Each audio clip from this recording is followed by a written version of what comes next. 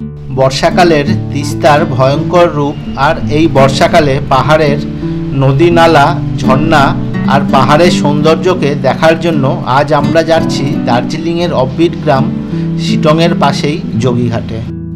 যোগীঘাটে আমরা থাকবো river crab হোমস্টেতে। এই রিভার ক্র্যাব হোমস্টের পাশেই আছে লেপচা ফলস, যা ট্রেকিং করে যেতে হয়। মোটামুটি 45 মিনিটের মতো সময় লাগে। আর আছে রিয়াং নদী। এই নদী আলাদা করেছে পাহাড়ি গ্রাম শিটং ও মংপোকে। বাইকে করে অনেক জায়গায় ঘোরা হলেও বর্ষাকালে এই পাহাড়ি গ্রামগুলো দেখব বলেই হঠাৎ করে ঠিক করা হলো আমরা ট্রেনে করে এনজিপি স্টেশন থেকে শিটং হয়ে যোগীঘাটে যাব। 3 দিনের ট্যুরে বর্ষাকালে বেস্ট জায়গা এই যোগীঘাট। বর্ষায় পাহাড়, পাহাড়ি ঝর্ণা ও পাহাড়ি নদী দেখব বলেই এই জায়গাতে আসা। এছাড়াও বছরের সবসময় আসা যায় এখানে। ডেসক্রিপশানে রিভার ক্র্যাব হোমস্টের কন্ট্যাক্ট নাম্বার দিয়ে রাখলাম। স্টেশন থেকে সালুয়ারা হয়ে আমরা যাচ্ছি শিটংয়ের দিকে। কমলালেবুর শহর এই শিটং। যদিও বর্ষাকালে এসছি, এই দার্জিলিংয়ের অপরূপ প্রকৃতি, তার শোভা এবং যে ঝর্ণা এবং জলপ্রপাতগুলো আছে পাহাড়ি নদীকে কেন্দ্র করে, সেই উদ্দেশ্য নিয়েই চলে এসেছি এই শিটং। এনজিপি স্টেশন থেকে শিটংয়ের যোগীঘাট হয়ে হোমস্টের দূরত্ব 60 কিলোমিটার। শেয়ার ট্যাক্সিতে 2500 থেকে 3000 টাকা মতো লাগতে পারে। আর তাছাড়া যদি এনজিপি থেকে সালুয়ারা হয়ে এই শেয়ার ট্যাক্সিও চলে, যা জনপ্রতি 300 টাকা করে পড়বে। যোগীঘাট ব্রিজ পর্যন্ত সালুয়ারা থেকে যেতে দুটো টাইমিং আছে, একটা সকাল 8টা আর একটা দুপুর 1টা। এই দুপুর 1টার সময় এটা লাস্ট শেয়ার ট্যাক্সি, যা 300 টাকা করে পড়বে। তো সেই হিসাব করেও চলে যেতে পারো ছোট্ট পাহাড়ি গ্রাম যোগীঘাটে।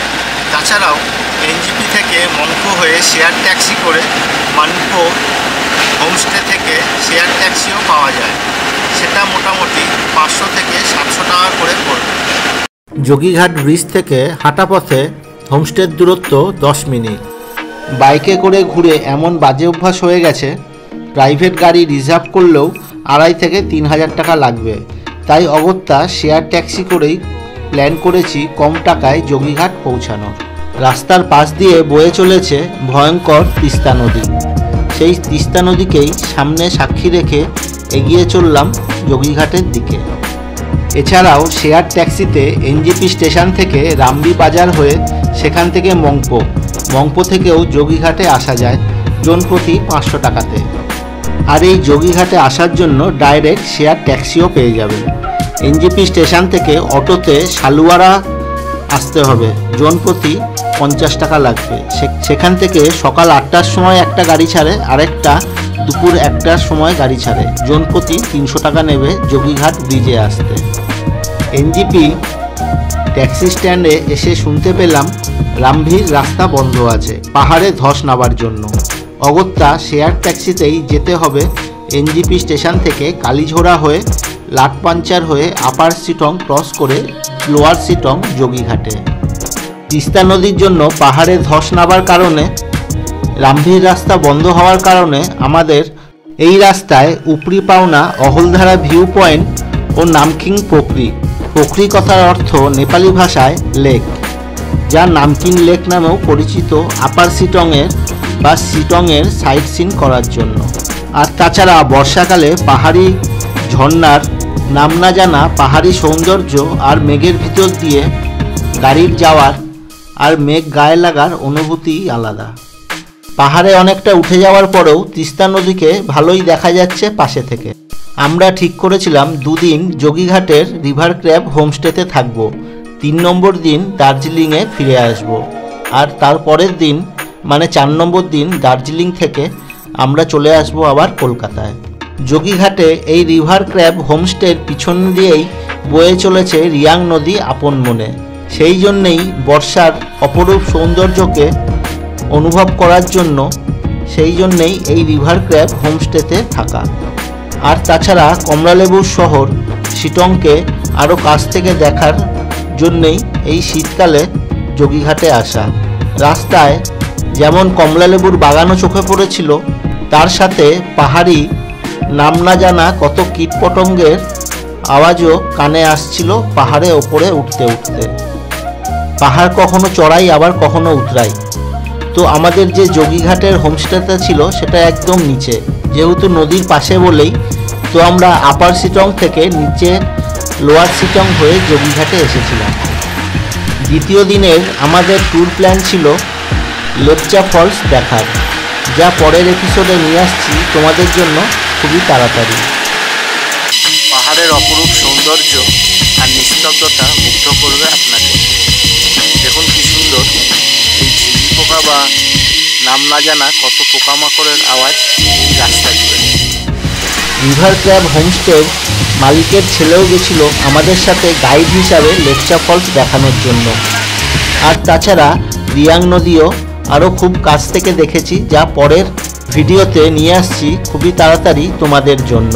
আর লেপচা ফলসে যেতে হলে 50 টাকা করে জন প্রতি টিকিট আছে, আর যে গাইড আছে গাইডকেও দিতে হবে 300 টাকা মতো। 4 দিনের ট্যুরে 3 নম্বর দিনের আমাদের প্ল্যান আছে দার্জিলিংয়ে গিয়ে সেখানে হ্যাপি ভ্যালি টি স্টেট ও জাপানিজ পিস প্যাগোডা বা জাপানিজ টেম্পল ঘুরে দেখার। বাইকে করে যখন দার্জিলিংয়ে গেছিলাম সেই দুটো স্পট কভার করতে পারিনি সময়ের অভাবে।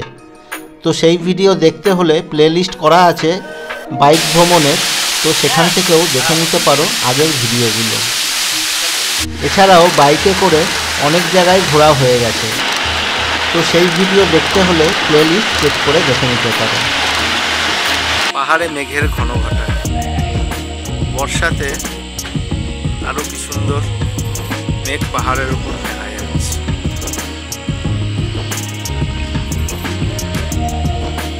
পুরো আকাশ জুড়ে মেঘ আর তার সাথে পাহাড়। বর্ষায় লোকে এই কারণেই তো আসে পাহাড় দেখতে। ये क्या है? নামকিন লেক লেখা আছে, নামকিন লেক। নামকিন লেকের পাশ দিয়ে চলে যাচ্ছি শিটংয়ের দিকে। ভিডিওটা ভালো লাগলে একটা লাইক করো, কমেন্ট করে জানিও তোমার কেমন লাগলো, আর চ্যানেলটা সাবস্ক্রাইব করে নোটিফিকেশান অন করে রাখো, আর বন্ধু আর আত্মীয় স্বজনের সাথে এই ভিডিও শেয়ার করো। রুমটা সত্যিই খুব সুন্দর, চারিপাশ কাঠের। শীতকালের যাতে বেশি ঠান্ডা না হয় তো সেই ব্যবস্থা আগে থেকেই করে রেখেছে এই রিভার ক্র্যাবের ওনার। ওইটা খাবার বা রান্নাঘর, আর ওই দূরে পাহাড় দেখা যাচ্ছে। পিছন দিকে আছে নদী, যে নদীর জন্য আমরা আসা। আর এই হচ্ছে আমাদের কটেজ। কটেজের পাশে আরও অনেক কটেজ আছে। এটা ওনার থাকে হয়তো এখানে। আর এখানে সুন্দর একটা ছাতা মতো আছে। পরিবারের সাথে আসতে চাও তাদের জন্য উপযুক্ত এই জায়গা। সত্যিই খুব ভালো লেগেছে। তো এইমাত্র এসে পৌঁছালাম, তো পরে আবার তোমাদের সাথে কথা বলবো, আরও ভালো করে ইনফরমেশান শেয়ার করব এই ভিডিওতে তোমাদের সাথে।